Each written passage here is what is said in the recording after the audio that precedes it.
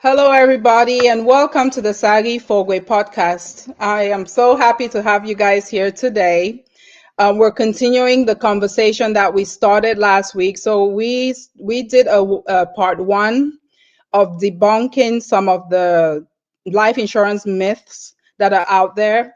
We talked about, why it's important to have life insurance. We talked about, what life insurance is, because, we're probably talking to some people who haven't even gotten to that part of even, thinking about getting it. So they don't know what it is. So we wanted to introduce that topic because there was a need for it. There was a request for it. We had a really good conversation, kind of ran out of time because Barbara and I had to rush to the airport.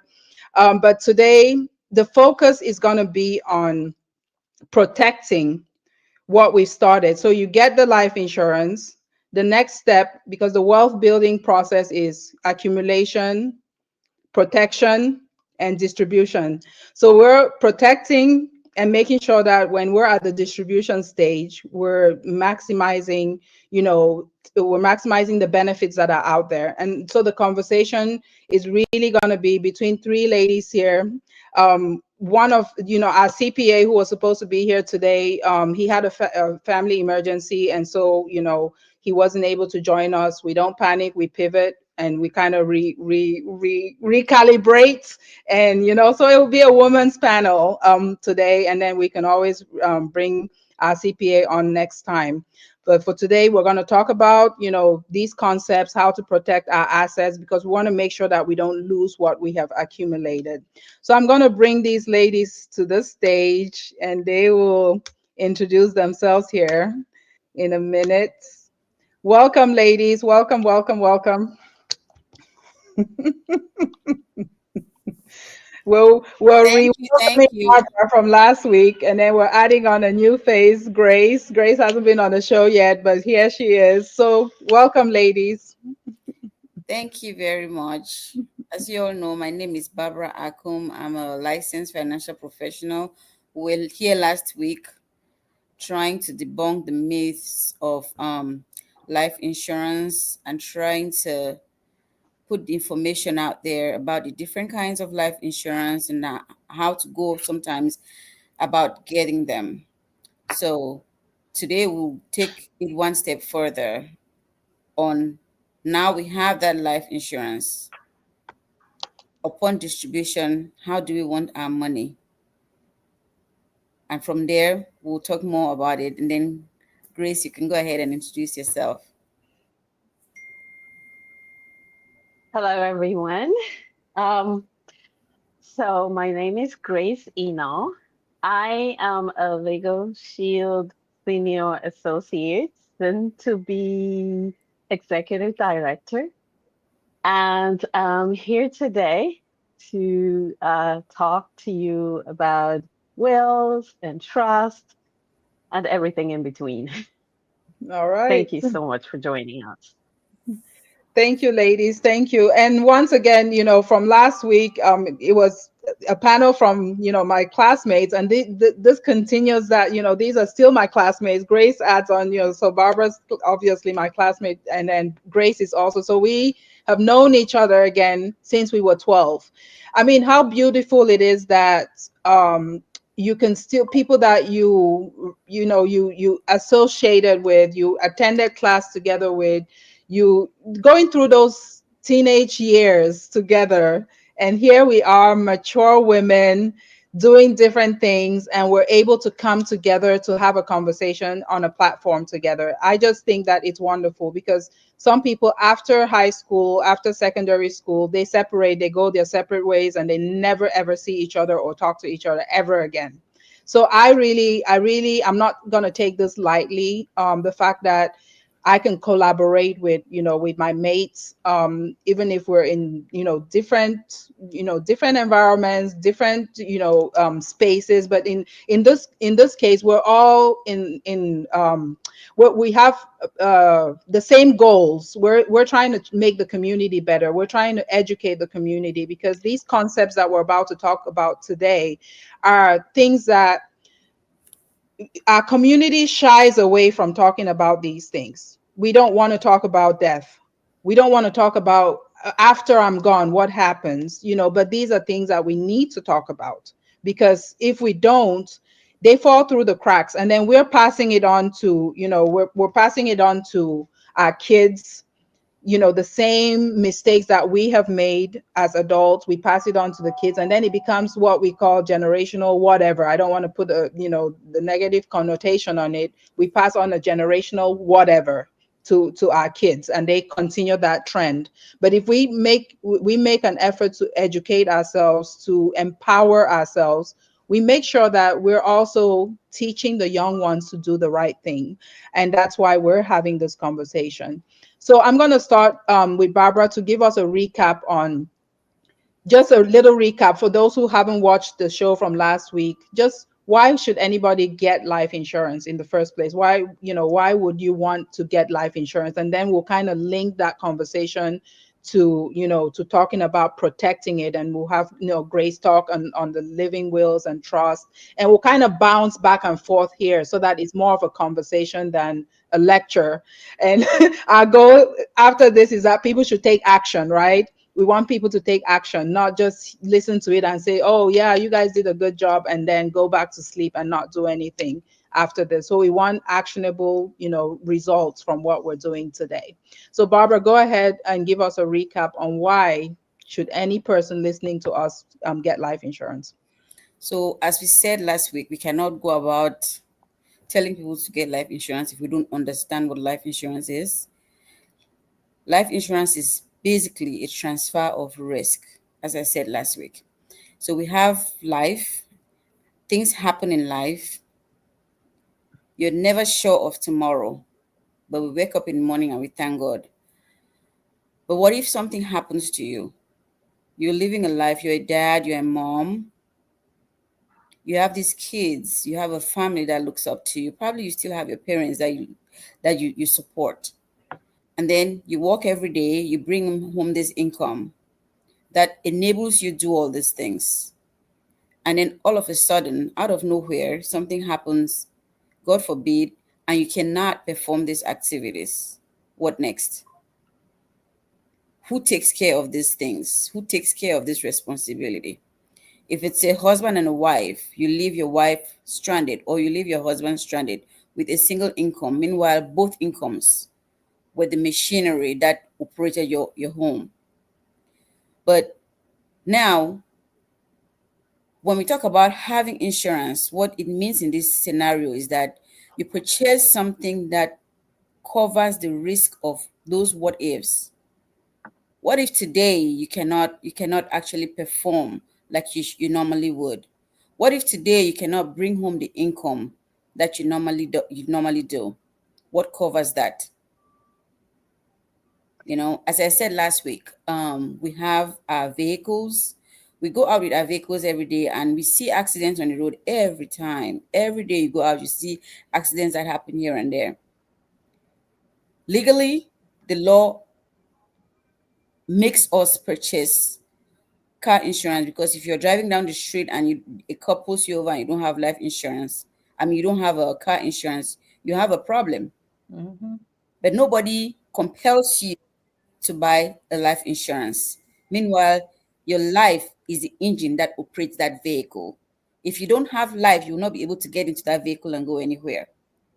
But yet, that vehicle has an insurance, and you, who is the operator of that vehicle, does not have an insurance or a protection over yourself. Well, the car insurance is not just for protection from the police getting you on the street. The car insurance is in place so that if the car is to get into trouble, like an accident, the insurance companies come in to give you coverage Mm-hmm. for your vehicle. Now, what if that vehicle was destroyed and unfortunately your life was also involved in a mayhem? Your car is protected. The insurance company is going to protect your car and probably give you a new car, depending on what kind of coverage you have, full coverage or not full coverage, Liability. liability. Mm-hmm. It's going to protect your car. Full coverage will give you a new car. What good would be a new car when you cannot drive that car? because you are either not there or you have an injury that prohibits you from driving the car. Your car is protected. You transferred the risk of not having your car to somebody else. How about your life? Mhm. You, who is the main engine of operating everything, you don't have insurance. That's why I say life insurance is a transfer of risk. Correct.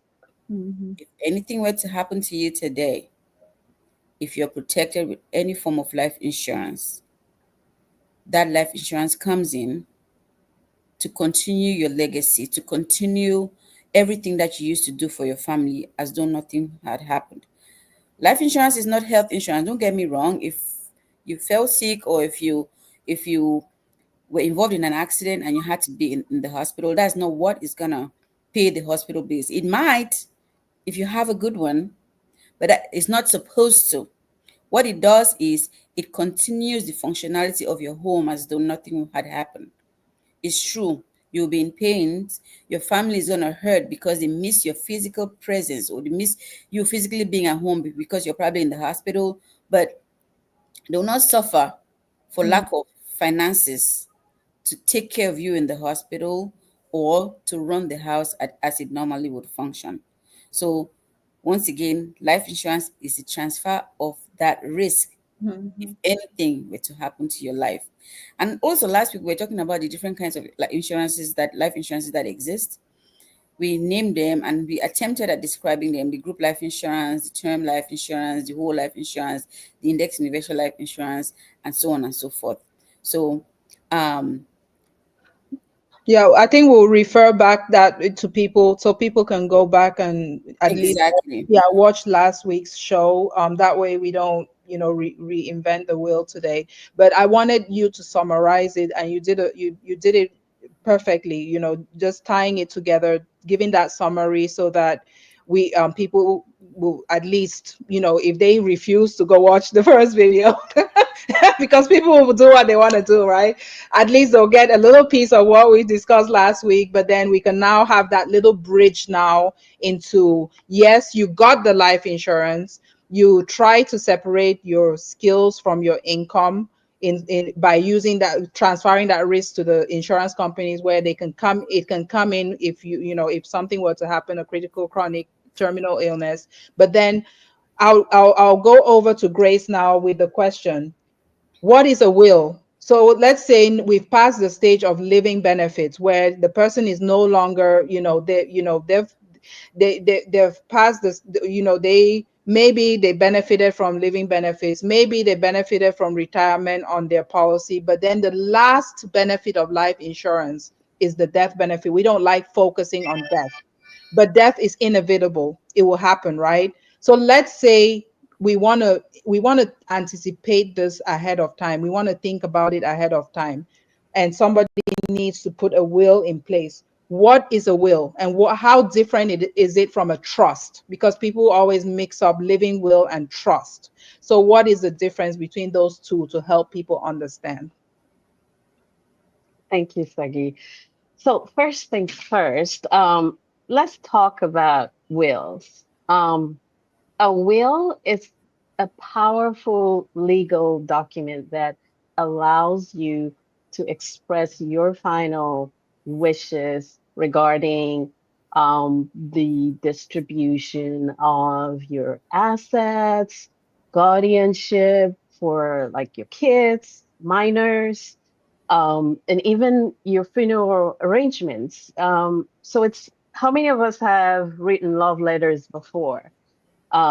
It's like that love letter that you write to a loved one, and it just ensures that your desires are honored when you're no longer around. So again, it's again, a will is that legal document, and it's that outlines how all that property that you've acquired over the years, the assets, should be distributed after you've passed away. So it allows you to appoint an executor who will oversee the distribution process according to your wishes. On the other hand, um, a trust is a legal arrangement where a trustee holds and manages assets on behalf of beneficiaries. So both serve the same purpose of distributing your assets. However, a trust offers additional benefits, such as mainly avoiding probate and providing more control over your asset management. And guess what? A trust begins while you're alive, while a will starts executing after your passing. So, why should everyone with life insurance consider having a living will? That's the question. Um, and so, a living will, you it's also called in some cases an advanced healthcare directive. Mhm. Again, it's that legal document that outlines your healthcare preferences, decisions in the event that you are unable to communicate them yourself. You can appoint a trusted individual to make medical decisions on your behalf. Having a will is particularly important for individuals with life insurance as well, because it ensures that your healthcare wishes are known and followed, providing all that peace of mind to both you and your loved one. I recall Sagi saying about, how so much turmoil, confusion can happen, and we witness it a lot in our families where someone dies and all of a sudden there's so much confusion everywhere. People don't know where to start, properties and everything. So that's in a nutshell uh, what wills are and trust, what a will is and what a trust is. Thank you so much. That really breaks it down because some of these terms we just throw them out. We throw them out as soon, and we know the lingo, right? When you're in the industry, you know the lingo. You just throw it around. Even as medical professionals or nurses, like Barbara and I, we've had to have patients sign an advance directive many times in the hospital when they're going in for surgery. I remember I was going in for foot surgery, and I did one. I drew one up myself. I didn't even have any assets. I had my little what was it, a Ford Taurus or whatever. But I put it on there on that paper. I'm like, if anything happens to me, my Ford Taurus should go to because I knew I had the concept. I wasn't even a nurse then. I don't think I wasn't a nurse then. I was still in accounting. I was still a staff accountant at that time. But I understood the concept that hey, this my little beat up Taurus needs to go to somebody, right? So I put it in there and I wrote it. I did my own, drew up my own advance directive.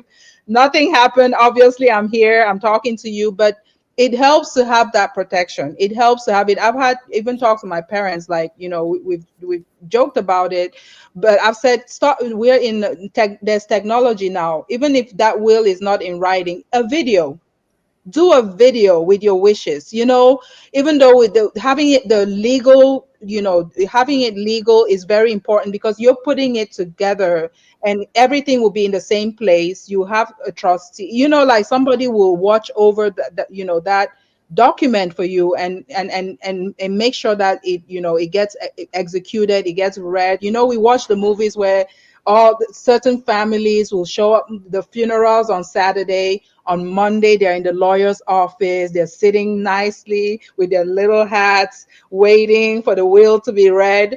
And then in other communities like ours, it's chaotic.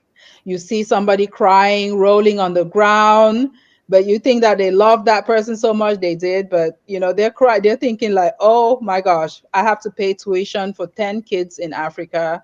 I have to do but you have no idea where any of those documents are because they're all over the place. They're not in one place. And it's, I mean, we're joking about it, but it can be devastating. And some people after that, they need serious counseling because they don't know what to do. You don't even know where the bills are. You don't know which, just little things here and in between that need to be organized. So again, I'm going to go back to Grace still before I go to Barbara. How can we make sure that the people in the community understand these concepts and take action? Because we're having this conversation right now, but how many people will listen to this and still not take action? How can we make sure that our community really gets this concept or this mindset and take action? Sagi, so before I actually go into answering that question, you know, I just had a quick memory, and it's so personal and sensitive, but I would love to share it. So I lost my father in 2016, and immediately after he died, no one could figure out what to do. And my dad used to walk around with this suitcase, and apparently the suitcase had just about everything that was his lifestyle. It was his life. He documented his life very meticulously. He was just that kind of a person, but everything was in that suitcase, and the suitcase disappeared. Wow. And till this day has never ever been found. And we have no idea if, you know, someone knew that all of his life savings, all of his directives, his will, his just about, like, anything he owned in his life, properties, things like that, were in that suitcase. And when he got stolen, that was the end. Pretty much, it was a wrap. No one knew who had what and where. Wow. So this is subject is really deep, and my mom is still Very sweet. alive, and I'm hoping that she's also watching this, because again, I ask myself, or I ask her this every day: do you have a will or a trust? Because even among while she's still alive, there's all these little cheaty chats. Oh, my sister wants to take her property. It's common among us Africans, but you know, if she has those directives, she has she has a will or trust, and that's the key, that education, which you are touching on right now, that I want to wrap everything around. We as Africans, we have never been educated. And so, and that's the reason why we can, even while our parents are still alive, we can even already be fighting over our parents' properties. We come to our parents and say, or among us siblings, and we're saying, oh, you sibling, you're trying to get my mom's property, aren't you? Things like that. So it really all ties down to creating that awareness, to educating, and ensuring that our community understand the importance of these legal concepts: wills, trust, living wills. And one of the ways that we can do that is by organizing community workshops, seminars, online resources, can be valuable tools that we can share information. Uh, we want to collaborate with different local organizations, community centers, and even schools to help reach greater audiences and encourage each individuals to take action in their estate planning. It's so crucial, especially among us Africans. I just cannot tell you, you know, because we see this over and over and over again. A loved one passes away, um, and oh, now what? You Mm. know. Um, so thank you for point. It's so crucial. It's very important, you Yeah. know, and even sometimes we can engage in social media campaigns, you know, just to kind of help break those barriers. Uh, and um, and we need to try to make the topic very relatable to and accessible to everyone, you know. So and that's this is a really important aspect. Yeah. Thank Well, you. thank you so much. Yeah. And when we talk about estate, because you know that word estate coming from where we're coming from, when people hear the word estate, they're thinking this, it has to be this large acres of land and every, physical. They're thinking like, land. But estate planning is everything. It's not just the building or land that you have, it's everything that you have, all your assets when you put all of that together, because when we're alive they're called bills. Some of those things are called bills, and the assets and everything, but when you tie it all together after you pass away, it's called estate. It's your estate. And so just to clarify that term for people, so I'm going to go to Barbara so she doesn't fall asleep on us, because Grace and I have been taking over the conversation here. So why should we collaborate? Why should a licensed financial professional like yourself or myself be talking to Grace? We should be saying, oh no, she's doing the legal stuff, I'm doing the financial stuff. And then if we had our CPA here, why should we even collaborate with a CPA? Why should taxes, living wills, trust, financial services be talking to each other? Why should these three different professionals collaborate? So the collaboration, according to what I'm looking at right now. Thank you very much, Grace, for that detailed explanation, and thank you for sharing your most personal story Yeah. with us. It really touches in a different way. I never knew that, although I've known you forever, but thank you for sharing. We are not, as far as I'm concerned, we are not only connecting three dots. We're connecting the entire thing because life has many branches. As you can see, Miss Health and Wealth Queen, everything is so tied in together. You see, when we're in the hospital, we talk about wills, living wills all the time. The living will in the hospital is a little bit different because all they want to know is who is to make that decision for you when you cannot, if you cannot. Because some people go into the hospital walking and never walk out. Some people go into the hospital walking and are not able to walk out physically, as we say. So, who is that person? So, I feel all of these things are related. And Miss Sagi, you're touching, well, both of us were touching the two important part, the health and the wealth. Now, the legal aspect. In those days, most of us used to think that, oh, it's just for the lawyers. They're the ones who know how to do this thing. And they do, because most lawyers, because of how savvy they are when it comes to wills and living trusts, they don't leave their families hanging in that aspect. They actually do take care of it. But then again, we have to understand that it's a resource that's out there for all of us. You go to the hospital for your annual wellness checks. You have to find a financial professional to do your annual wellness checks on your finances.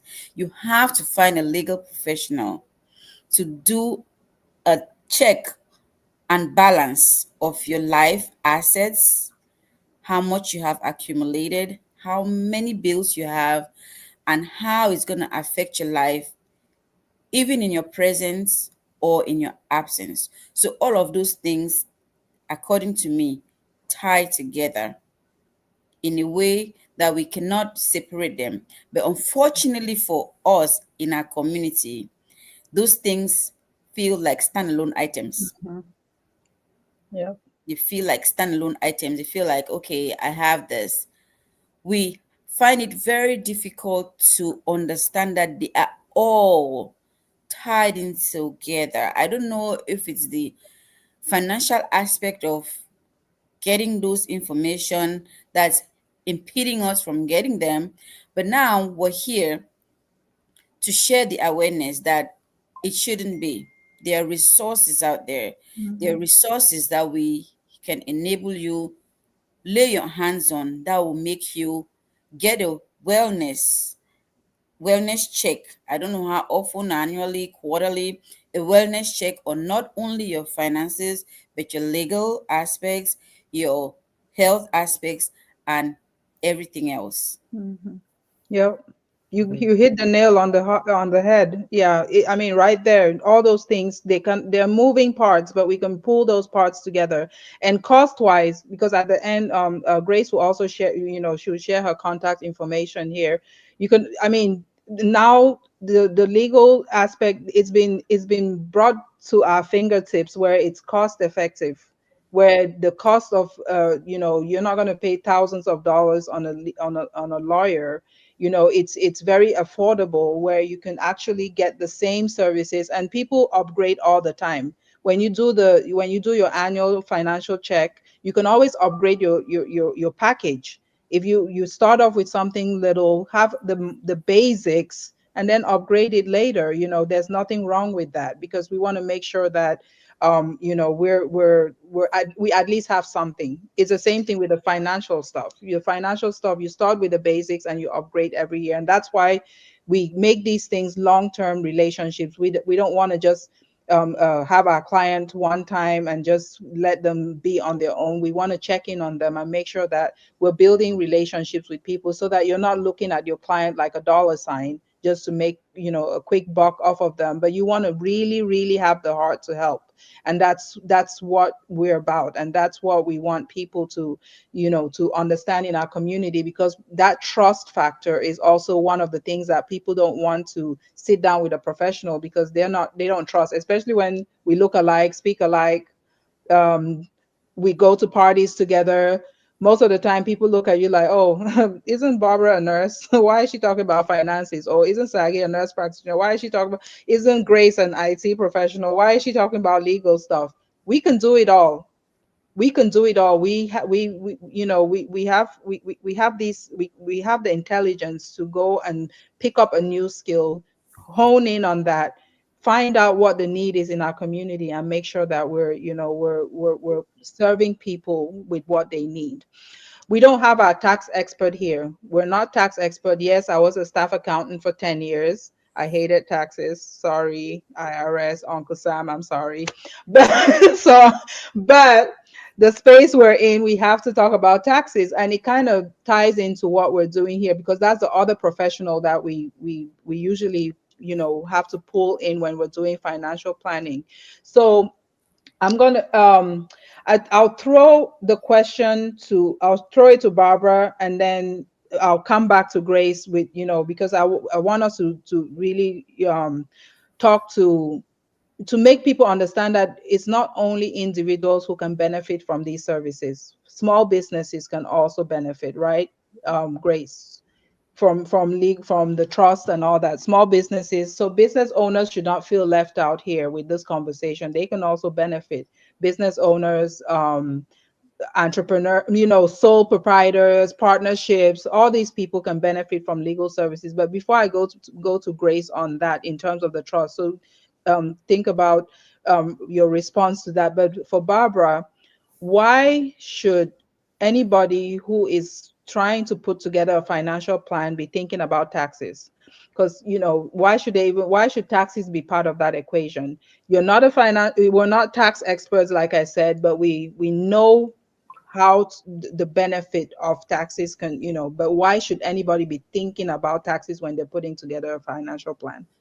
Okay, we as financial professionals help people with their finances, right? We all as individuals work so hard for whatever finances we develop at the end of the day. When we develop those finances, what plan do we have for it? We have a plan to protect our finances. We protect our finances by getting all these insurance policies that we have gotten. Okay, that's the protection. We accumulate whatever we have and try to protect them over time into these insurance policies. Now, The final stage of the wealth building is distribution. Upon distribution, how do you want to receive your finances that you have been working so hard over the years to protect and accumulate? Do you want to allow Uncle Sam to have the yam and the knife on that resource that you have accumulated? Because by opening your finances up to Uncle Sam, you're telling him that, okay, this is me. I'm here. You have that knife. You can slice it whatever way you want to slice it. 70-30, 70, 50-50, 10-90. However way you want to slice it, you can slice. That's what we're doing by not protecting our finances properly. Now, knowing those buckets under which we can protect our finances from exorbitant taxes at the end of the day is also a very crucial aspect of what financial professionals do for their clients, because it's not all the buckets in which you place your financial resources that in which they are protected from Uncle Sam, from taxes. But if you are diligently growing your assets, if you're diligently protecting your assets, if you're diligently trying to accumulate your assets, there's no reason why upon distribution you allow Uncle Sam to come in and manage it for you. And accounts out there there are accounts out there that we all know as financial professionals. We sit with your financial professional and they'll let you know those accounts, those buckets that you can use in order to get proper protection, so that upon distribution you're not found wanting. Upon distribution, you're not wondering whether Uncle Sam is going to take 50%, 70%, or 90%. So unless you sit with a financial professional who is really, really aware of those kind of buckets, of those kind of resources, it will be hard for you to really understand what to do. Unfortunately, most of those resources are hidden under the code with insurance. And that's why we, as licensed financial professionals, are coming in to really place the education out there about finances. We all work really hard. The wealthy, the elites of the society understand this game like the back of their hand. We are bringing this information to our kind. We're bringing this information to the middle class. We're bringing this information to all of us so we can at least benefit from that aspect as well. So sit with a financial professional of your choice and let them tell you more about these resources or these buckets that will enable you live your life close to tax free. All right. Thank you. I love the smile. She's like, yeah, Uncle Sam has heard his name. I'm sure Uncle Sam's ear is ringing right now. The evil Uncle Sam. But we're not here teaching people to evade taxes. I want to clarify that. We're not teaching tax evasion. We're teaching people to maximize the tax benefits that are out there, maximize profits and minimize the tax expense. So and that can only happen if you sit down, draw a right plan, because it's not one size fits all, like I said last week. It has to be personalized to you. Each plan has to be personalized to each person, because everyone is on a different level of that journey, the financial journey. You're on a different level. Somebody's just starting out, somebody's in the middle, someone has done their due diligence but they haven't protected themselves. They don't have all the pieces together. So you sitting down with a financial professional might just be to do a financial review of what you already have, to make sure that you might just be needing one little piece that to put the cherry on top of the pie, and make sure that you're good. You can sleep at night knowing your retirement is good. It's because the most erosive part of retirement is taxes. The most erosive part is taxes. So we'll still have our CPA Elvis will come back on in June, because next week we're doing a Mother's Day special. In June we'll do a Father's Day special with Men in Business, and he will come and talk about taxes. So we won't steal the thunder from him. I know he'll talk also about businesses, how to set them up. you have to set up your business the right way. If he's my personal CPA, so I've worked with him on how to set up different entities, and it also matters how you set it up to benefit from the taxes when it comes to the tax benefits, and he will talk more about that. But I'm going to go back to Grace now. And business owners, like I said, we don't want to leave them out of making sure that they protect themselves, because you work hard, you're building your own brand, you're building your own thing. You don't want that if something happens to you, you go away, that business collapses overnight. So why would a business owner want to sit down with a legal specialist to talk about also protecting, not just on the individual side? Why would a business owner sit down with you? Yeah, so as someone who has multiple businesses in um, multiple um, different skills and fields, just like Sagi you mentioned earlier on, we're all multidisciplinary, right? So, um, you know, I in particular, I could say I've been in IT for over 23 years plus, but um, I have an MBA. So, so one of my goals, or one of my what I plan to keep doing, is to be able to work with businesses, especially small businesses, to be able to innovate and generate revenue in a sustainable way.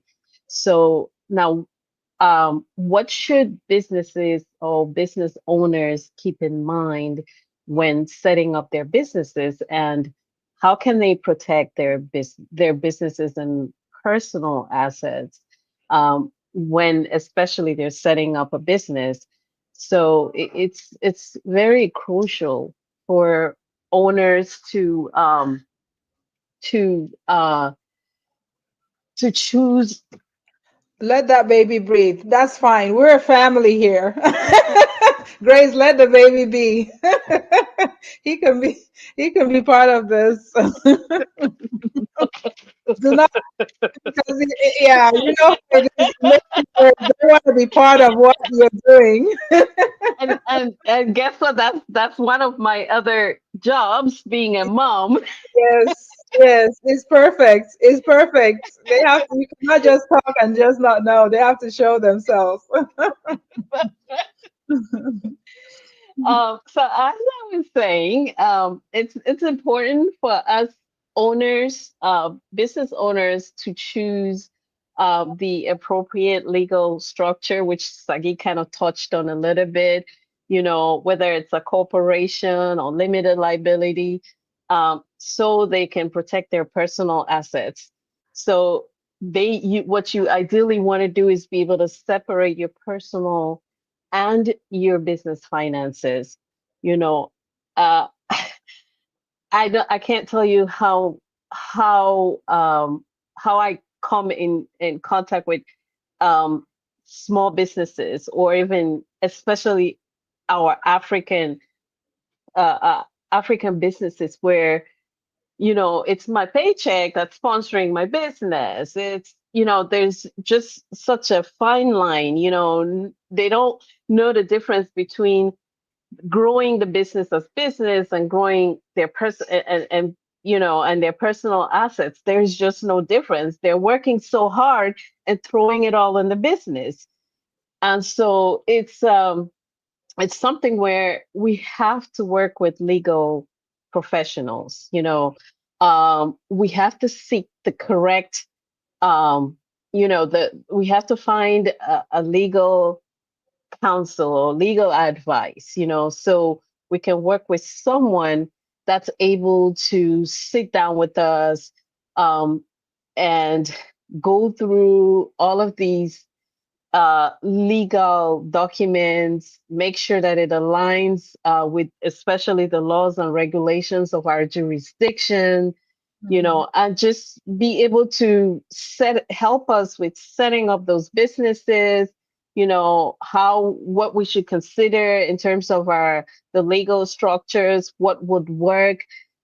If we have any contracts, help us to implement those contracts and things like that. So we have to seek legal advice Mm, because that's the only way we can further safeguard our interest, mhm, protect both the personal and business assets, which eventually will give you that peace of mind and enable you to become a successful entrepreneur, successful business person, or whatever it is that you wish to be. One of the things that I did with so many businesses that I had was, you know, uh, looking for trying to get this legal shield, which I have, because they provide access to affordable legal advice and representation for small businesses like us. Almost mhm, every one of us has a business. All of us here. You have a business, Sagi. I have business. Barbara has a business. So we want to be able to have that legal access and not feel like we have to put a 10,000 retainer fees to talk to a to get access to a legal expert. mhm. So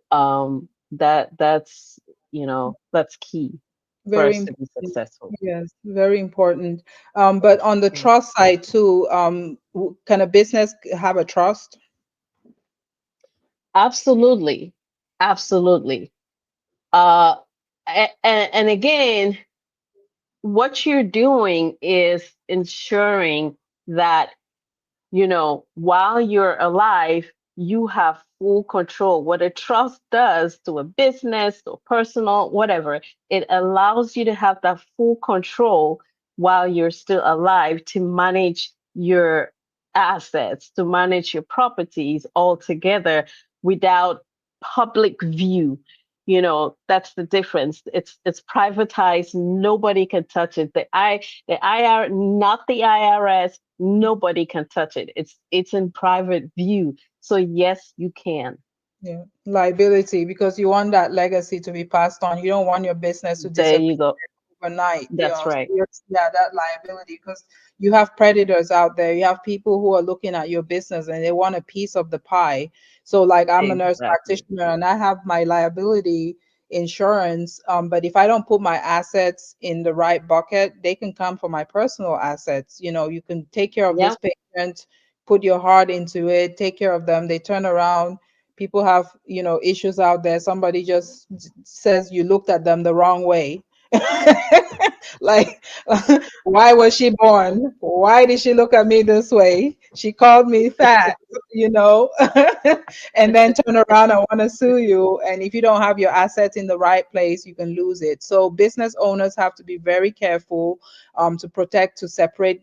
You want to separate the personal from business, so that Hmm. you make sure that when they come after you, they're not coming for your bread and butter. Your business is there, but your business is doing its own thing. So Right. I want to try to keep it below an hour, so we're not gonna drag out the show. And then I see that baby needing her mama over there as well. So, but, but so Barbara, before we wrap it up here, what is your one thing that you want people to leave from this show today? Thinking about making sure that they take action on one thing that even if they didn't hear anything we said today, what is the one thing that you want our community to walk away with? You're muted somehow. Sorry about that. It may not be one thing. Let me say maybe two. Okay. So, what I would like to say is that if you don't seek information, you'll never know what to do next. If you change nothing, nothing changes. So, these resources are out there and they are affordable. Pick somebody who you trust, who you know will have your interest at heart and talk to about covering yourself, protecting your finances, accumulating your finances so that you can get a better distribution at the end of the day, and pick somebody who you trust to Mm. cover you with the legal aspect as well. Talk to them and let them draw up a plan for you so that you can be well protected as you attain your annual health examinations and wellness, and making sure you're all right with your health. Make sure your finances are all right. Make Mm. sure you're legally in a good place so that you don't fall into any cracks. That's all I can say. Thank you so much. Thank you. And we'll share contact information, in the comments, and I'll put it in the YouTube video as well, like I did with last week, so that people can reach out. You guys can always share what contact information you want me to share as well. So Grace, what is your one thing that you want people to walk away with today so that they can make a change? Like I said, it shouldn't just be another lecture today. Oh, you guys look pretty on the show. You guys were eloquent. We enjoyed it, and then go back to sleep and do nothing. What's the one thing you want people to change? So this session has actually been very enlightening, even for myself, you know. And the one thing that I I can truly say I'm taking away from this, or having us leave with, is knowledge is power, and taking action to protect your assets and your loved ones is the ultimate act of love. You Mm. know, you want to always stay informed. um, you want to seek professional advice, and collaborate between all these financial professionals, right? That we've all been discussing here. They're financial professionals. Sagi is an amazing woman with just all across. Like, I can call her every day in the, I mean, like, with any type of question, and she will always have an answer for me.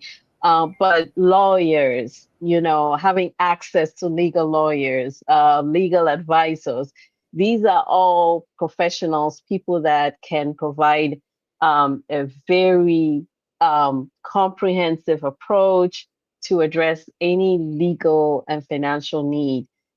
So I do want to encourage all of us to do um, our research, Mhm. to seek professional advice, and just take those proactive steps. Especially now we know what an estate is. So it Mm. is your journey. It's your estate planning journey. Own it and do something about it. Um so I'm totally filled with a lot of optimism, empowerment, and security. So this has really been this has been an amazing 1 hour. Thank you so much, Sagi, for putting this together. You're welcome. And I hope that we all do something, take care, and I mean, and just cherish. We want to cherish what truly matters to us. Mhm. Yes. Thank you so much. Yeah, you guys heard it from these ladies, these experts. So if you're walking away from here, just, make sure that you're protecting yourself. You're protecting what you've worked hard for, so it doesn't just disappear overnight. Reach out to somebody. There's enough to go around. Professionals shouldn't, they shouldn't be butting heads, or, oh, we're doing the same thing. No, it won't be that way. Reach out to whoever, like Grace said. You pick who you feel comfortable with, who you can have that conversation with, who's going to protect your information, because we have licenses to protect. So we're not going to take your information and spread it in, in the neighborhood, or or see you in the party and be pointing fingers at you, and saying, oh yeah, no, we won't do that, because I worked hard for my license and I don't want to lose it. So if you're sitting down with me having a conversation, it's your information will be protected, and it will stay between us. It's nobody else's business. So we have to empower each other to know that we have these resources, we have this knowledge. We don't want to keep it to ourselves. That's why we're not sitting here saying that we're in the best position or we have it all together. We don't. We're learning this stuff, and we want in real time to tell the community the same information we're getting. We tell you about it, and if something changes, we'll also come back to you and say, hey, I learned something new. I want to update what I taught. I educated you on last month or last 6 months. We have to have that integrity to know that if something changes, I'm going to come to you and say that, hey, this information I said to you 6 months ago, it has changed, it has upgraded. And that's why the relationship with our clients is very important, because you want to make sure you're building trust. You want to make sure that you have their best interest at heart. It shouldn't be about a mission before commission, so that you're sitting with someone, you're telling them you want to help them. The first thing should really be that we really want to help that person sitting in front of us, whether it's across Zoom or at their tabletop, or wherever you're meeting in a coffee shop. You want to make sure that their best interest is a top priority. And that's what this platform is about. If you're out there and you have anything that you were doing in the community and you want us to share, that's what this podcast is about. It's about community, to help our community get better. We want people, the viewers, to watch it and make sure that the next day they're better than they were today, because they picked up one thing from this show. And I really appreciate you two ladies, and hope that you'll be back. We'll have more conversations. We might even set up some seminars, some Zoom seminars, to educate more people on these concepts, because people have to keep hearing it for it to really register, and for them to take action. So I thank you guys so much for taking time on Sunday. You could have been anywhere, and and you're here. We're spending it together. So thank you guys so much, and hopefully we'll do this again. So until next time, thank you guys for watching the Saggy Fogwe podcast.